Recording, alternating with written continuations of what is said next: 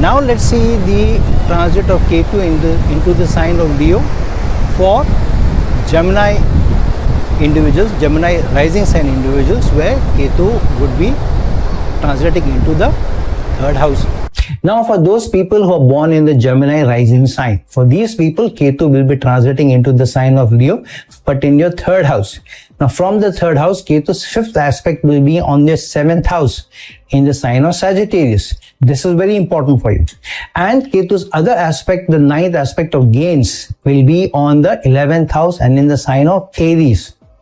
However, when Ketu is aspecting with his fifth aspect, the Sagittarius sign in the seventh house for a Gemini rising sign person, Jupiter's aspect, because Jupiter is already transited into the sign of Gemini, will be on the Sagittarius sign, its own Mool Trikona sign. So Jupiter's aspect on Sagittarius, its Mool Trikona sign, is going to be very powerful. So Ketu's ability to negate the results completely will be to some extent compromised by Jupiter's aspect also on its own sign in Sagittarius sign. And Saturn's 10th aspect is also on the 7th house and in the Sagittarius sign. Mind you, Saturn gets the highest directional strength in the 7th house. So this is also a powerful aspect because Saturn is in the Pisces sign, and from the Pisces sign, Saturn is aspecting with his 10th aspect, the Sagittarius sign, along with Jupiter's 7th aspect and Ketu's 5th aspect. So surely transformation in your thinking about partnerships, about team, about working in a partnership with others, how you deal with your spouse,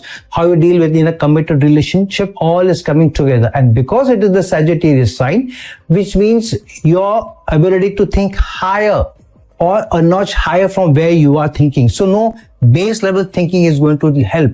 A higher level of thinking, a higher level of belief, a higher level of faith in the institution of partnership, in the institution of marriage, where you're ready to contribute first before you seek results from others, because it is Ketu which is involved here. So through a wise counsel handling the challenges of partnership, of teamwork, of a committed relationship, or dealing with people on a day-to-day basis, with wise counsel, wise approach, mutual beneficial approach is going to help. Otherwise, this will not be able to give you the best fruits of labor from your effort, because Ketu has gone into the third house of effort. And mind you, Ketu is in the sign of Leo. So your ability to be able to take leadership decisions and be accountable for things without putting the effort may not be giving you fruits. On the other hand, putting in efforts, but if you're failing, not ready to take the accountability, not ready to take the leadership for results, will also be fatal for you. Fatal with respect to money, fatal with respect to career, not with respect to life itself. So keep this in mind. And where Sun is placed in your natal chart will also play a part, because Ketu is in the sign of Leo ruled by Sun. So for example, if Sun is in the Lagna itself, in the Gemini sign, so your ability to be able to get results from your leadership, your accountability, ability to inspire people, ability to shine may be curtailed to some effect. So depending on what is the dignity of Sun, where it is placed in your natal chart, that will also play a part. And then lastly, Ketu's 9th aspect is on the 11th house, but in the Aries sign. Aries sign is a high sign of healing, problem solving, ability to gain things, ability to be able to have a killer instinct to acquire things. Because it is the Aries sign, but in the 11th house, it means Ketu will give you an opportunity or a transformation or a change in some of the connections that you have in your network circle. So new connections will be upon you. However, there you will have to let go of some of the old connections as well.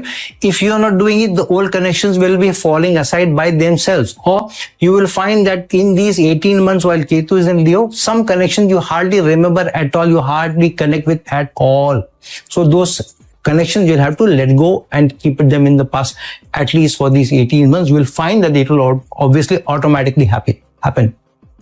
And because it is the 11th house, Ketu is saying have a change or transformation in your wishes and desires. Look at wishes and desires that you want and put in effort for that. However, without looking at what you're giving back to society, what you're giving back to masses, what you're giving back to your network connections, your societal connections, those wishes and desires may not come true. So be ready to be able to contribute at a mass level, at a community level, at a maybe in your city level, in your neighborhood, in your team, in your department, in your organization. Then your wishes and desires will also come to you through a transformative effort, transformative change, good results may come to you in terms of your career, in terms of teamwork, in terms of partnership.